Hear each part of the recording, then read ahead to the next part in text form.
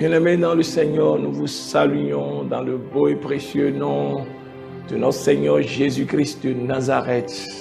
Il nous a encore réunis pour nous bénir, pour nous faire du bien, pour nous guérir par sa parole, pour nous orienter, nous conseiller par sa parole. Sa parole, elle est puissante, très puissante, oui.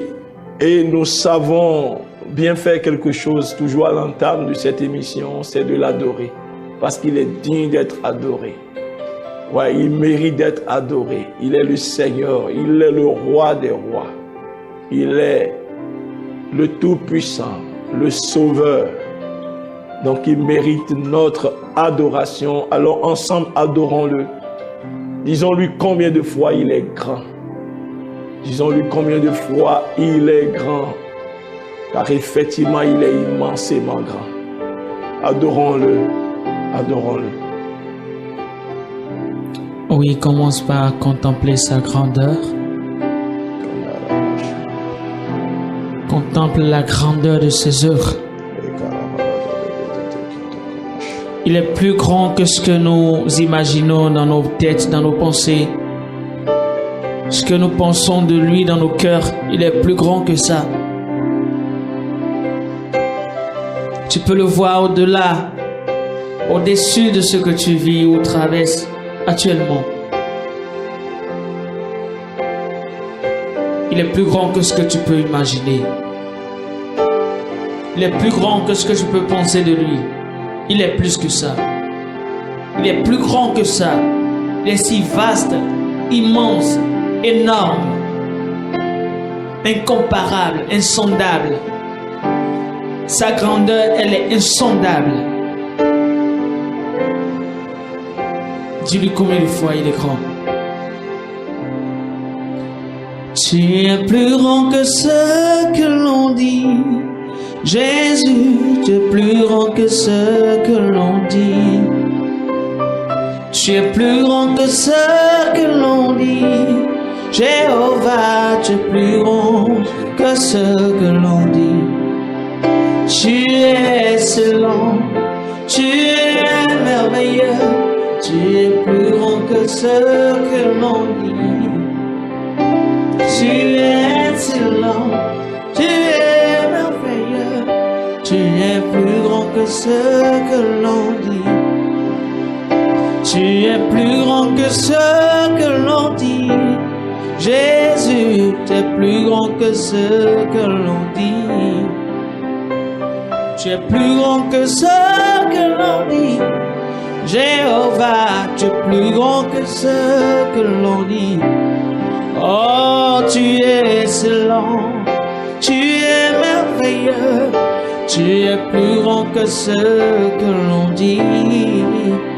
Tu es très excellent, vraiment merveilleux. Tu es plus grand que ce que l'on dit. Tu es excellent, merveilleux. Tu es plus grand que ce que l'on dit. Oh, tu es excellent, merveilleux. Tu es plus grand que ce que l'on dit. Oh, à qui pouvons-nous te comparer? Tu n'as pas de pareil. Tu n'as pas de pareil. Oh, unique en ton genre. Oh, excellent est ton nom. Merveilleux est ton nom. Oui, excellent est ton nom. Glorieux est ton nom. Immense est ton nom et grandeur est ton nom. Élevé est ton nom.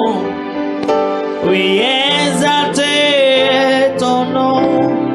Oh oui, acclamé est ton nom. Ton nom est acclamé, acclamé,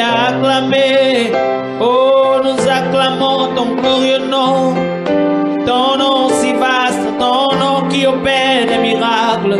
Oh, nous acclamons ce grand nom, ce glorieux nom, ce nom de Jésus. Ce nom qui guérit, ce nom qui libère, ce nom qui affranchit, ce nom qui rend féconde. Alléluia, oh, que ce nom soit élevé. Oh, tu es plus grand que ce que l'on dit. Tu es excellent, merveilleux. Tu es plus grand que ce que l'on dit. Oh, tu es excellent, tu es merveilleux. Tu es plus grand que ce que l'on dit. Oh, tu es plus grand que ce que l'on peut dire. Tu es plus grand. Tu es plus grand que ce qu'on peut imaginer. Tu es tellement grand et ta grandeur nous échappe, ô Seigneur. Mais qui est comme toi, tu es si magnifique en sainteté, tu es digne de louange, tu opères des miracles. Alléluia à ton nom, alléluia à ton nom, alléluia à ton nom. Tu es tellement immense, les cieux des cieux ne peuvent te contenir, tu remplis les cieux et la terre. Oui, il n'y a pas cet endroit où l'homme peut se tenir sans que tu le vois. Tu es omniscient, omnipotent, omniprésent. Oh, mais qui est comme toi, tu n'as pas ton pareil. Oui, tu n'as pas ton pareil. Toi qui pèses les montagnes à ton crochet, qui rassemble la poussière de la terre dans un tiers de mesure et qui pèse les collines sur ta balance. Oui, toi qui dans la paume de ta main, oui, contient même toutes les eaux de la terre, mais tu es immense, tu es grand et c'est pour toi notre adoration. Sois élevé, sois glorifié à jamais, sois magnifié. Merci pour ta présence, merci pour ta présence, pour nous faire du bien. Au nom de Jésus, amen. Au nom de Jésus, nous avons adoré, bien-aimé. Là où tu es, tu cries un grand alléluia, un alléluia pour ta guérison, un alléluia pour ta délivrance. Alors crie alléluia avec foi, ça peut te sembler fou, mais quelquefois la foi elle est folle, donc fais-le. Oui, parce que celui qui dit alléluia, il crie tout simplement loué soit l'Éternel. Et la Bible dit que tes ennemis se dispersent. Tu vois, non? Donc, pendant que tu cries alléluia, tout ennemi dans ton corps autour de toi doit pouvoir prendre la fuite maintenant. Alors, crie un alléluia très fort et tu reçois ta guérison, ta délivrance instantanément. Je te le dis au nom puissant de Jésus-Christ de Nazareth. Alors, ne fais pas attention à celui-là qui est à côté de toi. Crie alléluia. Crie alléluia et la maladie te relâche maintenant là où tu es au nom puissant de Jésus-Christ de Nazareth. Nous allons poursuivre notre étude toujours. Nous sommes en train de étudier, nous nous posions la question, est-ce qu'on peut être toujours exaucé? Et la Bible nous fait savoir que nous pouvons être toujours exaucés. Toujours exaucés. Parce que déjà, notre référence, Jésus a dit devant la tombe de Lazare, il dit, tu m'exauces toujours. Toujours. Ouais, pourquoi l'exauce-t-il? Parce que il est quelqu'un qui fait toujours ce qui est agréable à son papa. Alléluia. Donc, ça veut dire que, et Jean a aussi appuyé, nous avons lu ça pour toujours un petit rappel. Jean nous a déjà dit dans 1 Jean 3, verset 22, il dit, quoi que ce soit, nous demandions, nous le recevons. Pourquoi? Quel est le secret? Jean dit, parce que nous gardons ses commandements et nous faisons ce qui lui est agréable.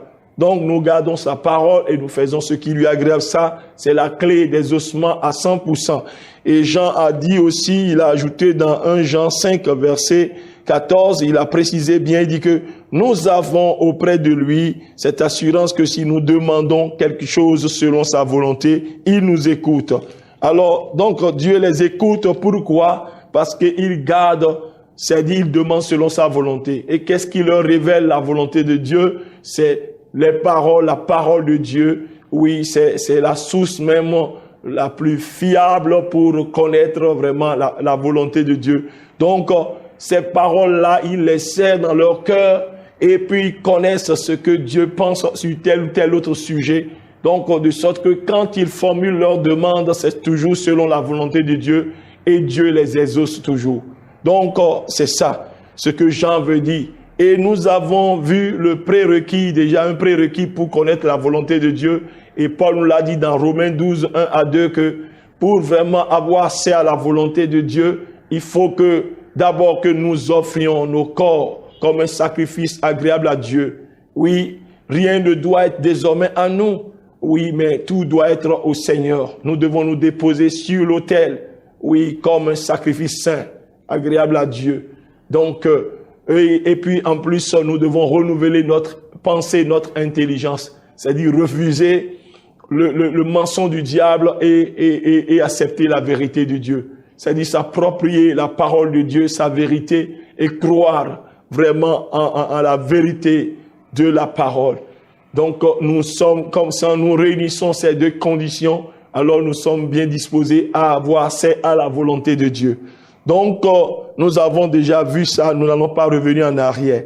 Mais nous avons promis quand même de voir, et de voir dans la Bible, alors ces choses qui sont agréables à Dieu, ces choses-là qu'il faut pratiquer pour vraiment avoir un exaucement rapide, un exaucement à 100% de la part de Dieu. Parce que Jean a dit que nous gardons sa parole et nous faisons ce qui lui est agréable. Alors on peut se poser la question, mais quelles sont ces choses qui sont agréables à Dieu? Oui, si on vous demande, vous allez citer. Mais allons dans la Bible pour voir certaines choses qui lui sont agréables, que nous pouvons pratiquer. Oui, nous pouvons pratiquer. Oui. Avant d'aller, nous allons parler quand même, c'est-à-dire, nous allons parler de quelque chose, oui, qui doit sous-tendre toute chose. Parce que sans cette chose, vraiment, nous ne saurions être agréables à Dieu. Oui, pour les gens avisés, ils savent déjà de quoi je veux parler. Allons dans Hébreux 11, verset 6.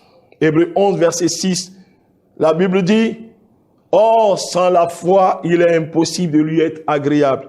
Or, sans la foi, il est impossible de lui être agréable. Car il faut que celui qui s'approche de Dieu croit que Dieu existe et qu'il est le rémunérateur de ceux qui le cherchent. » Et qu'il est le rémunérateur. Donc, sans la foi, il est impossible d'être agréable à Dieu. Ça dit que tout ce que vous faites pour Dieu, par Dieu, c'est dit que Dieu veut lire derrière tout ce que vous faites, il veut voir la foi. Alléluia. Donc, en réalité, ce n'est pas la prière que Dieu exauce, c'est plutôt la foi que Dieu exauce. Ok? Ce n'est pas la prière que Dieu exauce plutôt la foi. La foi. Donc, la prière est exaucée si elle est l'œuvre de la foi. Tu vois, non? Si elle est l'œuvre de la foi. En réalité, la foi, elle est invisible. C'est les œuvres dont la prière, c'est une œuvre de la foi, n'est-ce pas? La prière doit être une œuvre de la foi. Donc, quand tu pries, ce qui doit te motiver, ce qui est derrière le moteur, derrière vraiment la prière, doit être la foi. Tu vois, non? C'est la foi. La foi veut dire, je m'adresse au Dieu Tout-Puissant, à qui rien n'est impossible. Je m'adresse à lui et je sais que, c'est dit la requête que je lui présente, il est capable. Quelle que soit la grandeur de la chose, il est capable de pouvoir, de m'exaucer si cela peut être selon sa volonté. Donc, c'est dit, la foi est définie comme cette assurance, cette conviction que je m'approche du plus grand et je sais qu'il est capable de répondre vraiment à mes besoins, quelle que soit, c'est dit, sa portée, quelle que soit son immensité. Est-ce que vous comprenez? Donc, en réalité, ce n'est pas la prière que Dieu exauce plutôt la foi. Et c'est la foi derrière la prière qui nous rend agréable à Dieu lorsque nous sommes devant sa face que nous prions. Donc, cette prière que tu adresses à Dieu sans la foi, non, tu ne pourras pas avoir accès vraiment à Dieu d'une manière ou d'une autre. Est-ce que tu comprends? Donc, Dieu n'exauce pas la prière, Dieu exauce plutôt la foi derrière la prière. La prière est exaucée si elle est l'œuvre de la foi. La foi, je disais tantôt, elle est invisible. C'est les œuvres dont la prière qui la rende visible pour les hommes. Est-ce que vous comprenez? C'est les œuvres dont la prière est une œuvre de la foi. C'est-à-dire la foi elle-même, elle est invisible, mais c'est lorsqu'on se met à prier, c'est-à-dire que c'est la prière que nous sommes en train de faire qu'on nous voit, c'est ça qui rend visible la foi. C'est comme exactement, comment dirais-je, nous ne voyons pas l'air, nous ne voyons pas le vent, mais nous savons que le vent n'existe pas, les feuilles qui bougent, les feuilles des arbres qui bougent, les branches qui bougent. Vous voyez, non? Les branches bougent, tu vois, nos balances de gauche à droite, et c'est ça qui nous donne, qui nous fait savoir qu'il y a quelque chose.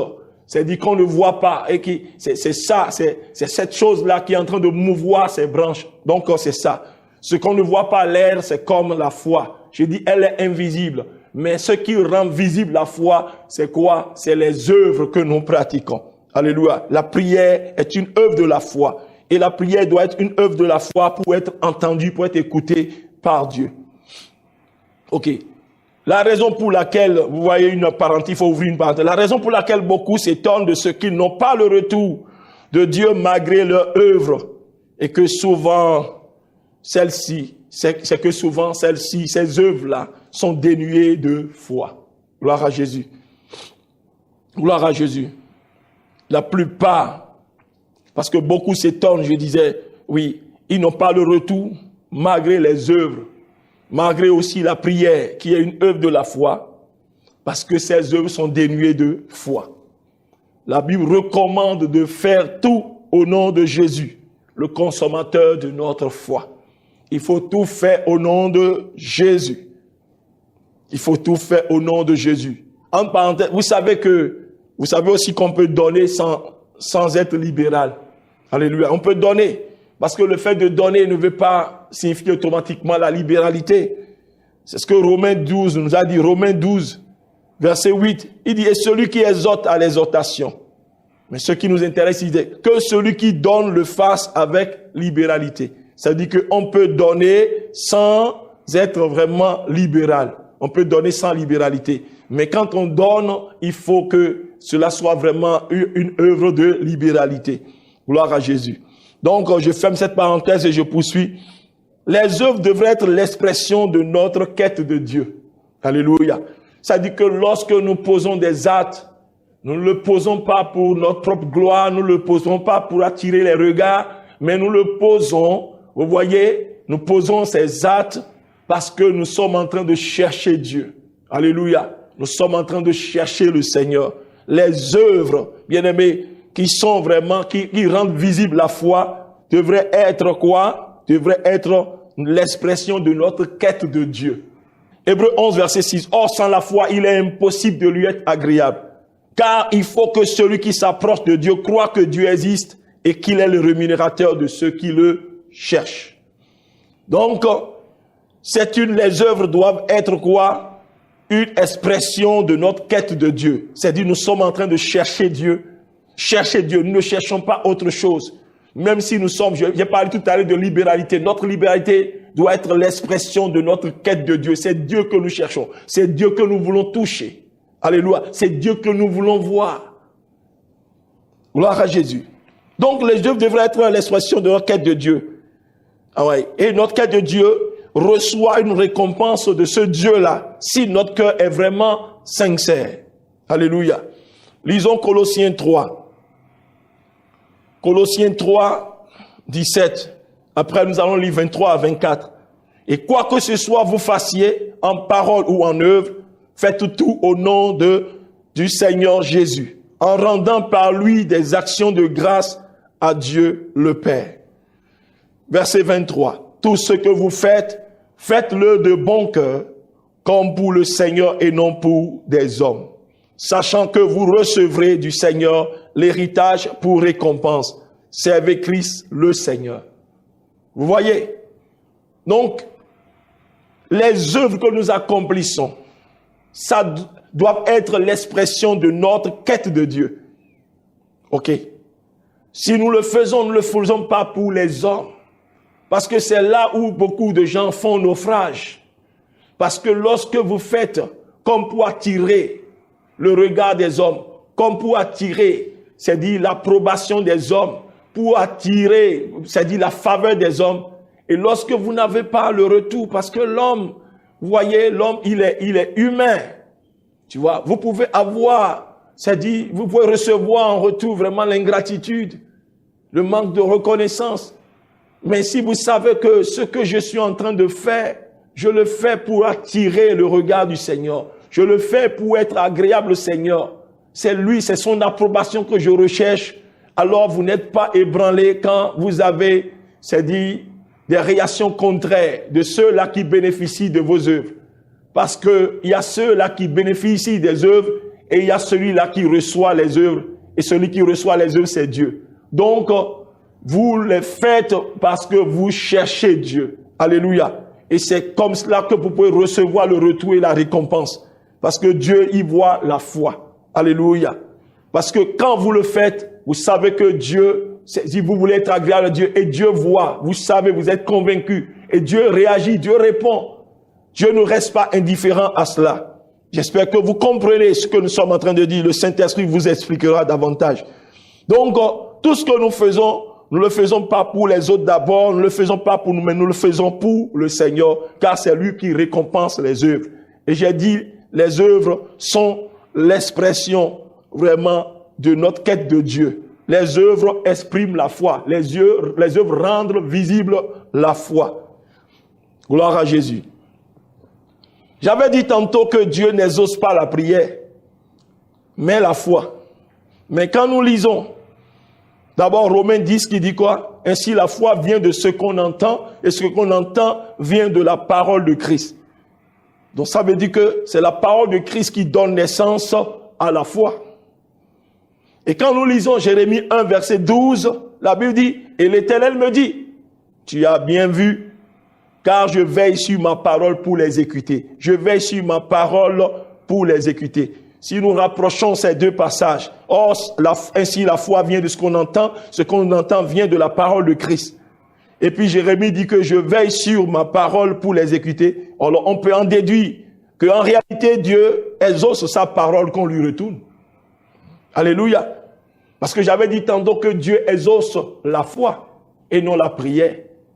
Mais la foi naît de quoi? La foi naît de la parole. Ok. Donc, la foi trouve sa source vraiment dans la parole. Donc, je reviens pour dire que Dieu, en réalité, n'exauce pas la foi, mais Dieu exauce plutôt sa parole que vous lui retournez. Alléluia. Sa parole que vous lui retournez. Seigneur, tu as dit à tel endroit que tu feras ceci. Vous voyez un peu? Et quand Dieu se souvient que réellement il a dit, alors Dieu dit, alors c'est moi-même qui ai dit ça, alors je le ferai. Parce que c'est selon ma volonté. Et lorsque vous lui dites, Seigneur, tu as dit, oui, c'est-à-dire vous l'avez dit avec quand même une conviction dans le cœur. Cette conviction que vous avez dans le cœur, c'est-à-dire que c'est lui-même qui a dit et qu'il a les moyens de faire, c'est ça la foi. Donc cette foi naît de la parole. Vous voyez, non? Donc, je reviens à dire pour résumer, nous allons dire Dieu exauce les prières. Non, Dieu exauce plutôt la foi. Mais si la foi trouve sa source dans la parole, alors je dirais enfin que Dieu n'exauce pas la foi, mais Dieu exauce sa parole qu'on lui retourne. Qu'on lui présente, en quelque sorte.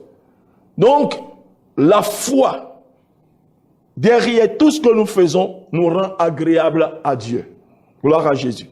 La foi derrière tout ce que nous faisons nous rend agréable à Dieu.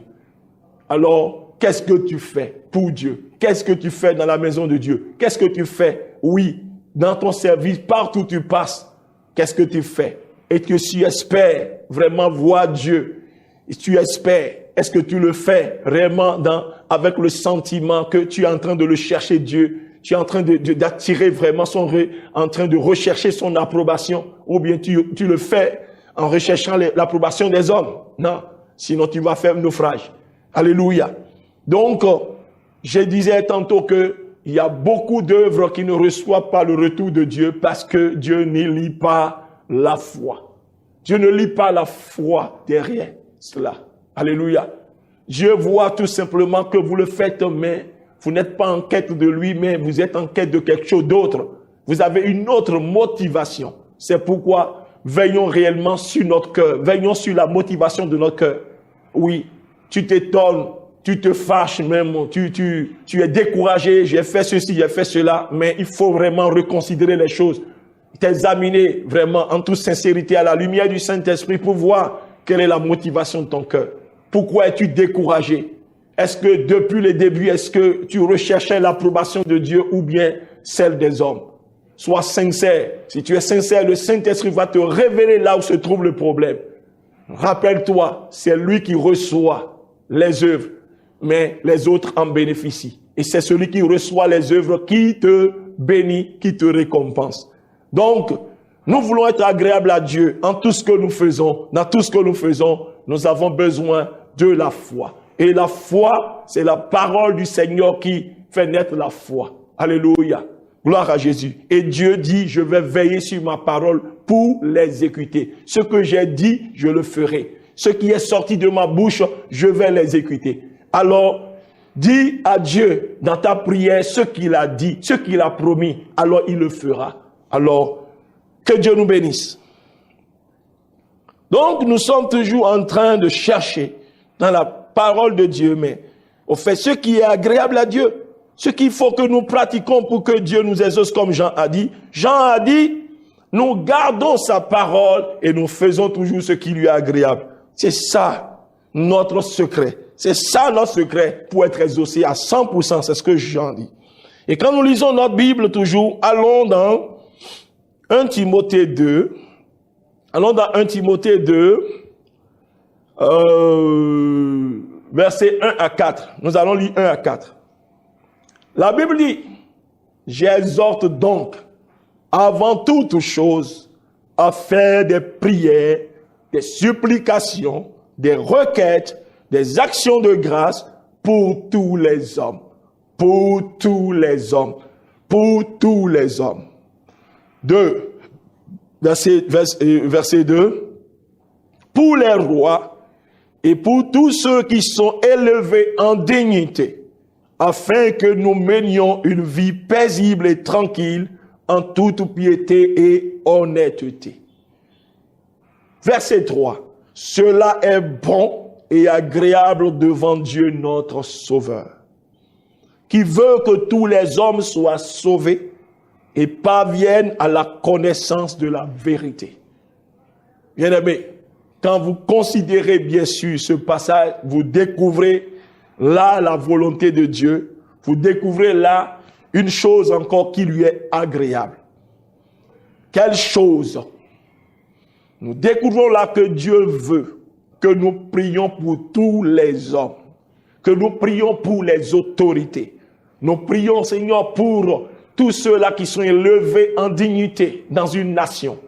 Nous prions pour le président de la République, nous prions pour sa famille, nous prions pour les ministres, les députés, les maires, oui, même le chef quartier. Nous prions pour tous ceux-là qui ont été élevés en dignité, qui sont des autorités positionnées.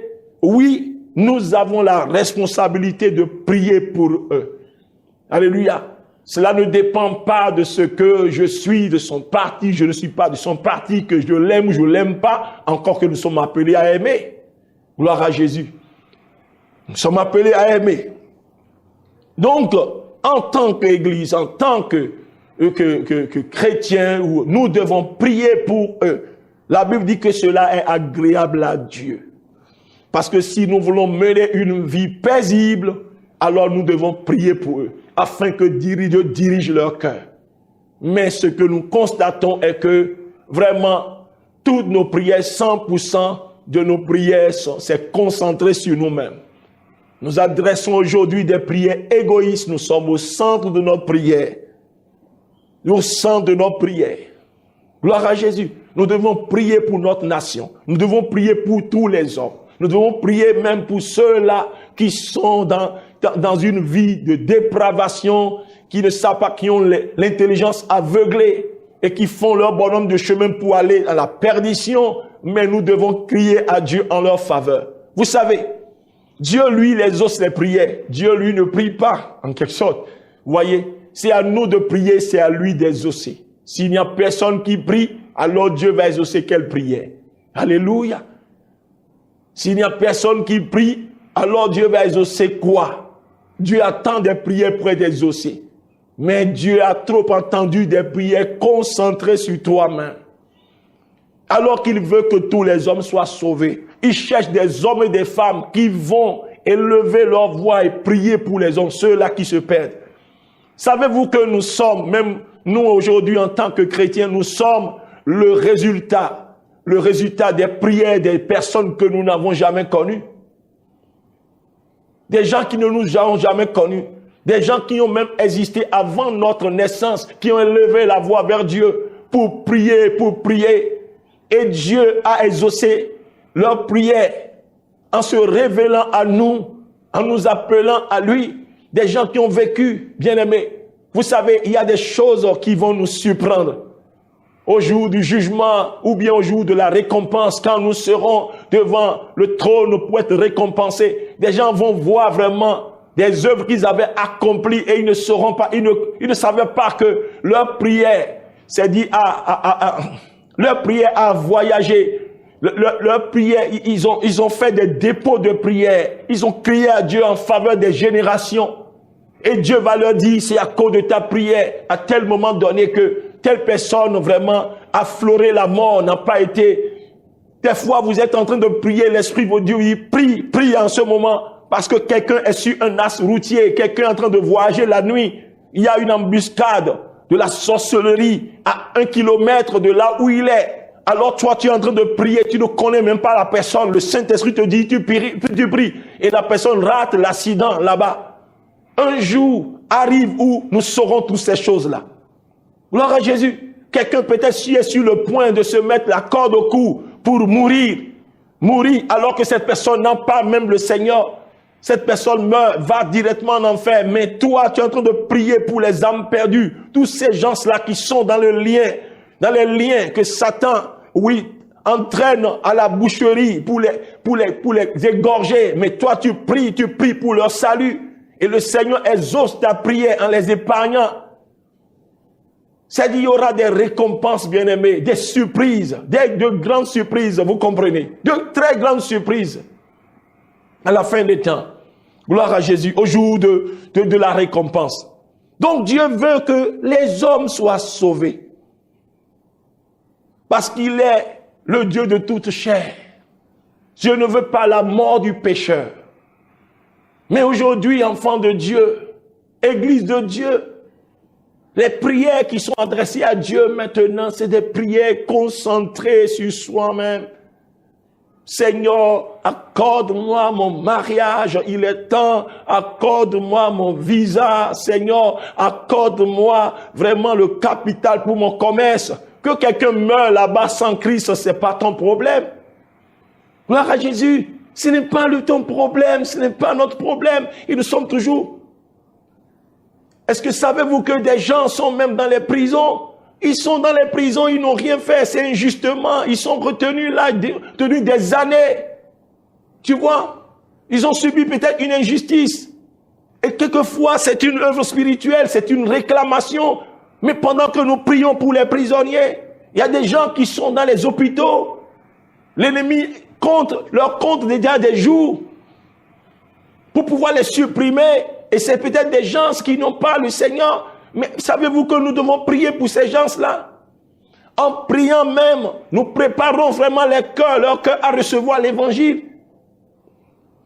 Parce que l'évangélisation se fait d'abord dans le lieu secret, dans la prière. Mais aujourd'hui, examinez vous-même. Faites un peu, bien-aimé, le bilan de votre prière. Examinez. Mais pendant cette semaine, quelle prière vous avez élevée en faveur des autorités? Quelle prière vous avez élevée en faveur des frères, des voisins de votre quartier? Quelle prière vous avez élevée en faveur de ces femmes dans la maison de prostitution? C'est Dieu qui les a créées et Dieu désire qu'elles soient sauvées. Dieu désire qu'elles soient sauvées. Parce qu'en fait, c'est des gens qui sont malades. Est-ce qu'ils savent réellement ce qu'ils sont en train de faire? Non. Ils ne savent pas en réalité.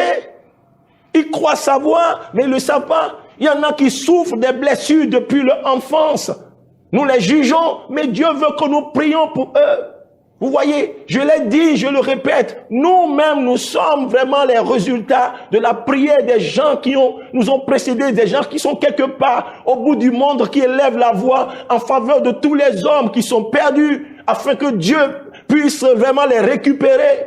Dieu veut que les hommes soient sauvés, tous les hommes. Il n'a pas dit une catégorie d'hommes, mais il dit tous les hommes, je veux qu'ils soient sauvés. Je ne veux personne en enfer. L'enfer a été créé pour Satan et ses démons.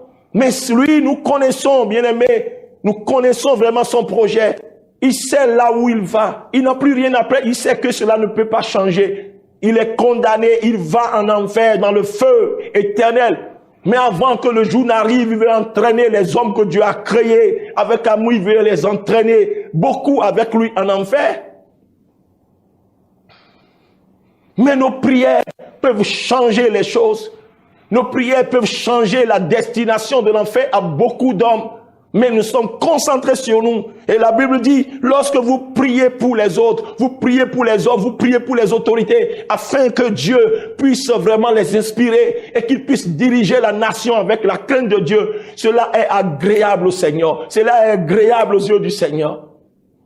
Faites l'expérience. Laissez vos requêtes. Prenez peut-être 21 jours. Prenez 7 jours en élevant la voix vers le Seigneur en faveur des autres, en faveur des gens de votre quartier, en faveur des membres de votre famille qui n'ont pas le Seigneur Jésus-Christ de Nazareth, en faveur de ceux-là qui se saoulent. Oui, dans les buvettes, qui se saoulent dans les boîtes de nuit. Tous ces hommes-là, Dieu les veut. Dieu les veut. Dieu veut qu'ils soient sauvés. Cela est agréable à Dieu. Et quand vous faites ce qui est agréable à Dieu, même vos propres regards, Dieu s'en occupe.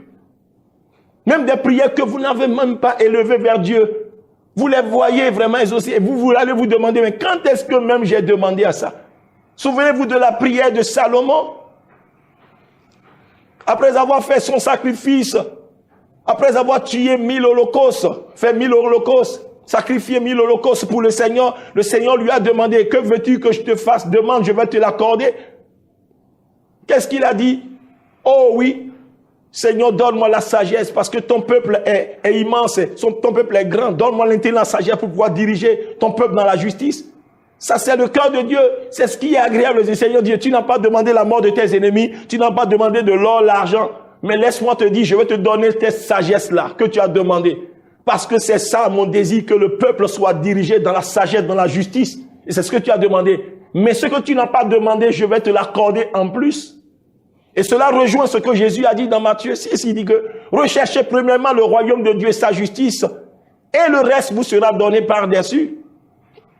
Donc, bien-aimé, il dit, j'exhorte avant toute chose, 1 Timothée 2, 1 à 4, je relis, avant toute chose, à faire des prières, des supplications, des requêtes, des actions de grâce pour tous les hommes. Pour tous les hommes. Toutes catégories confondues, noir, blanc, jaune, pour tous les hommes. Priez pour eux. De toute religion, prions pour les hommes. Parce que Dieu veut que tous soient sauvés. Priez pour les rois, pour tous ceux qui sont élevés en dignité. Priez pour le président de la République et sa famille. Priez pour les ministres, leurs familles, les députés, les maires, les chefs de quartier. Priez, les chefs de famille. Prions pour tous ceux-là, les têtes couronnées, ont besoin quand même qu'on prie pour eux, afin que Dieu dirige leur cœur. Et c'est comme cela qu'ils vont gérer. Ils vont gérer les choses pour que nous puissions vivre dans la paix. Et cela est agréable à Dieu. Il dit, cela est bon et agréable devant Dieu notre Sauveur, qui veut que tous les hommes soient sauvés et parviennent à la connaissance de la vérité. Le salut des âmes doit être un impératif, une urgence, une priorité pour le croyant. Pour nous tous. Pour toi qui es croyant. Parce que c'est un impératif pour le Seigneur. Souvenez-vous dans Jean 4, 31 à 38.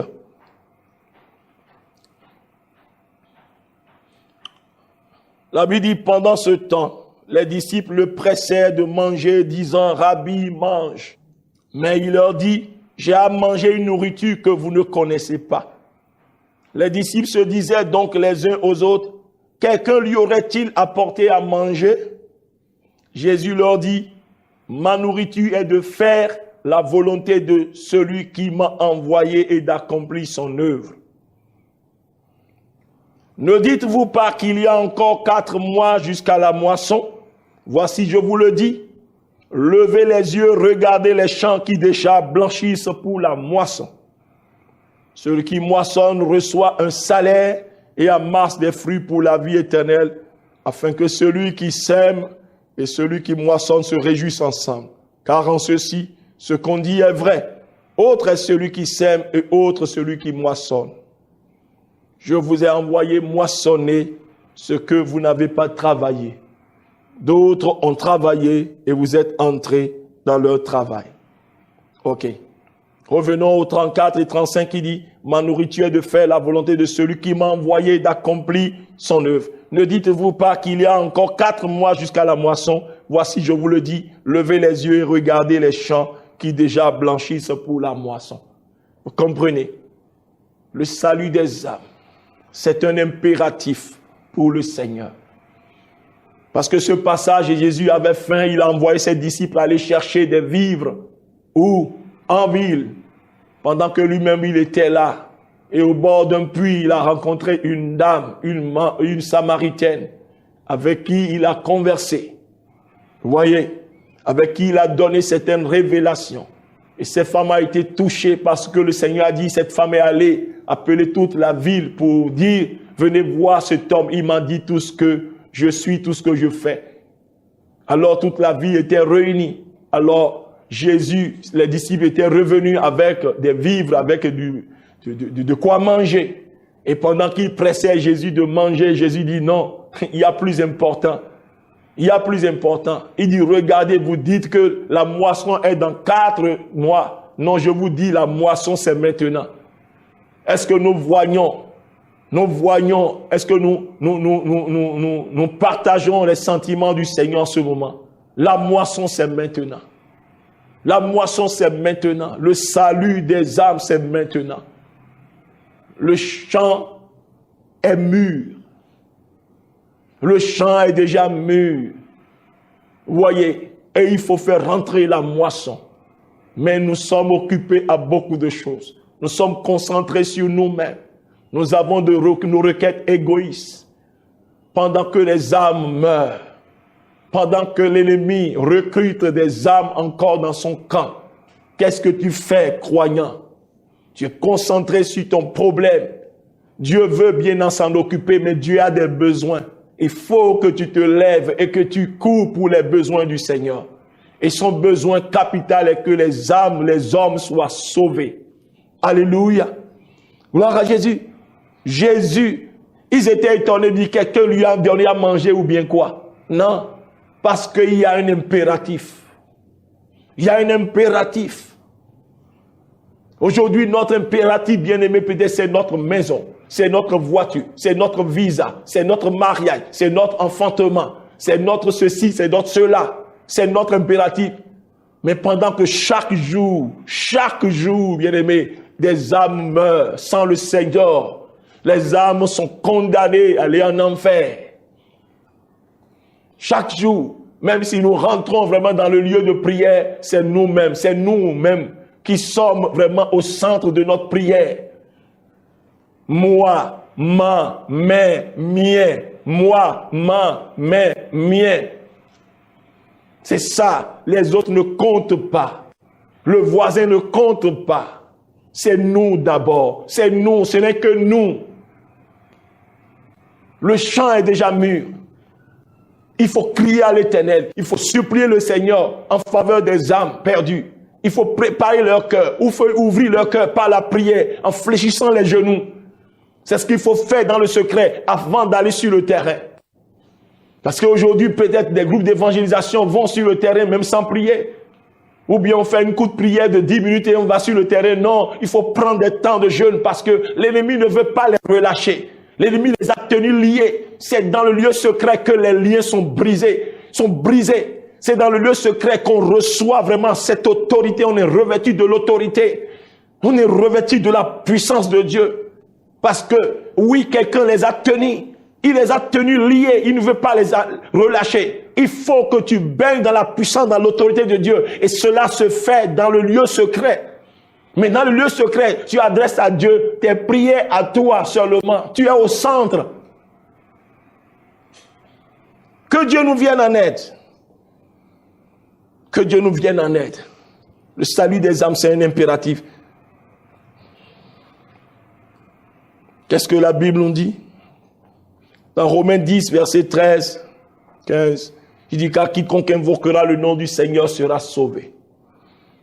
Sera sauvé. Mais comment donc invoqueront-ils celui en qui ils n'ont pas cru? Et comment croiront-ils en celui ils n'ont pas entendu parler? Et comment en entendront-ils parler s'il n'y a personne qui prêche? Et comment y aura-t-il des prédicateurs s'ils ne sont pas envoyés? Selon qu'il est écrit qu'ils sont beaux les pieds de ceux qui annoncent la paix, de ceux qui annoncent la bonne nouvelle. Vous voyez, c'est un processus, bien-aimé, c'est une chaîne, c'est un impératif, le salut des âmes. Mais pour que les âmes soient sauvées, il faut que, bien-aimé, ils puissent invoquer le nom du Seigneur. Mais comment vont-ils invoquer le Seigneur si quelqu'un ne va pas là-bas pour leur parler du Seigneur?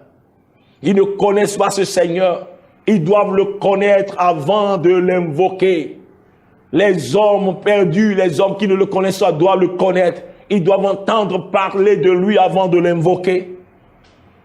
Ouais, sinon, comment vont-ils invoquer le Seigneur?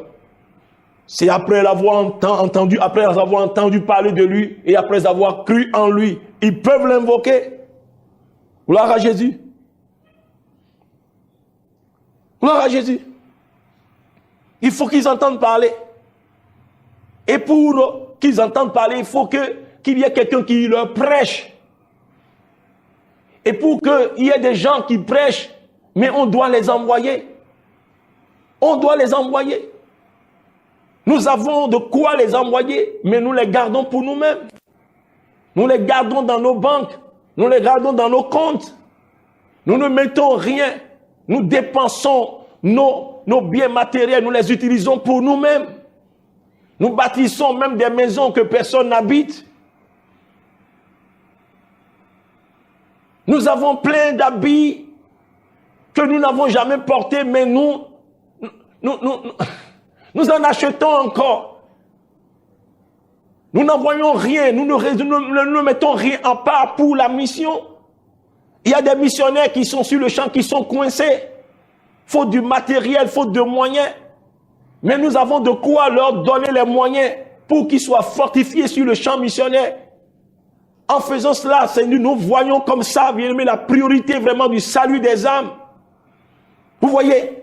Et quand nous faisons ces choses-là, c'est nous nous rendons agréables à Dieu. Nous nous rendons agréables à Dieu. Même si nous ne disons pas, Seigneur, donne-moi ceci, donne-moi cela. Parce que nous lui sommes agréables par ses actes. Parce que nous voyons la priorité du salut des âmes. Le Seigneur également s'empresse également de répondre à nos besoins.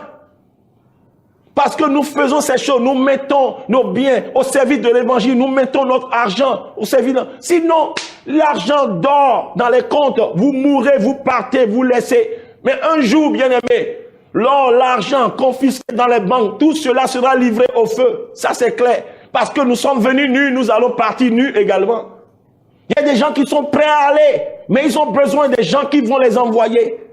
Et tu as de quoi les envoyer, mais c'est confisqué là, c'est pour toi. Et quand tu en penses, tu es content, tu es heureux.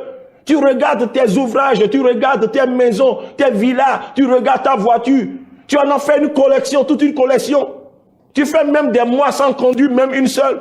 Tu réchauffes seulement. Mais cela peut servir, bien aimé, à envoyer quelqu'un sur le champ là-bas, à le soutenir sur le champ. Oh, que Dieu nous vienne en aide. Et tout ça, quand on le fait, on est agréable au Seigneur. Et Jean a dit, il nous exauce parce que nous faisons ce qui lui est agréable. Que le Seigneur nous bénisse. Nous allons nous arrêter là et continuer toujours et voir d'autres choses toujours dans la parole. Ces choses qui sont agréables au Seigneur. Parce que c'est la question que nous nous sommes posées. au fait quelles sont les choses qui sont agréables au Seigneur. Nous allons continuer. Mais je vais te demander, est-ce que tu as déjà donné ta vie à Jésus-Christ? Jésus-Christ est le sauveur unique. Il n'y a pas un autre nom sous le ciel par lequel nous pouvons être sauvés. C'est le nom de Jésus. Lui seul a payé le prix. Lui seul a versé son sang.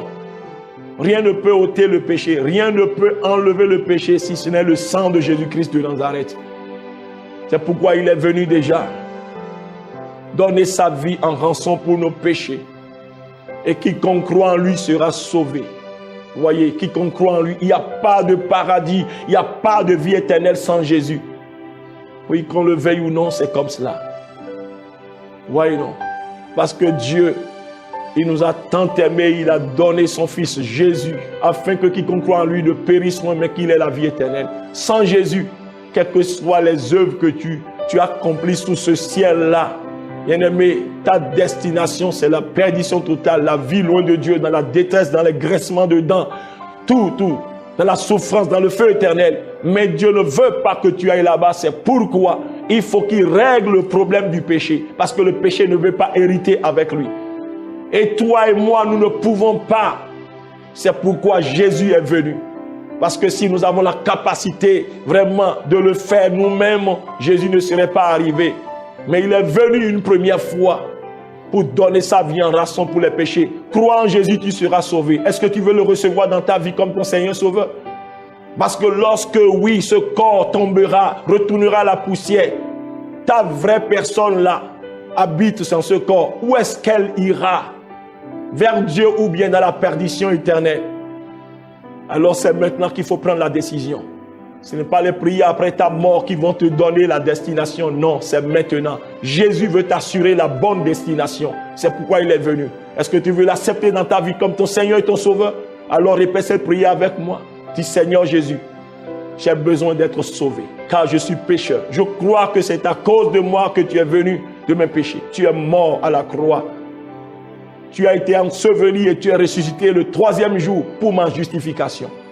Jésus, pardonne-moi mes péchés. Que ton sang me lave, esprit, âme et corps. Jésus, viens habiter dans mon cœur. Sois mon Seigneur et mon Sauveur, maintenant et à jamais. Je tourne le dos au monde, je t'appartiens. Fais de ma vie ce que tu veux, Jésus. Merci pour ton Saint-Esprit que tu mets en moi et qui fait de moi enfant de Dieu. Je suis enfant de Dieu, je le crois. Je suis sauvé au nom de Jésus.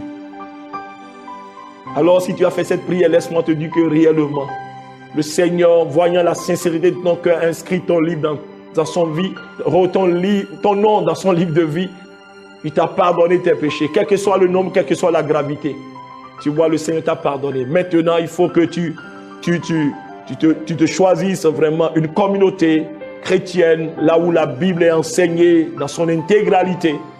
Si tu veux des conseils, appelle les numéros et on va te conseiller pour que tu puisses grandir dans la foi, grandir avec le Seigneur.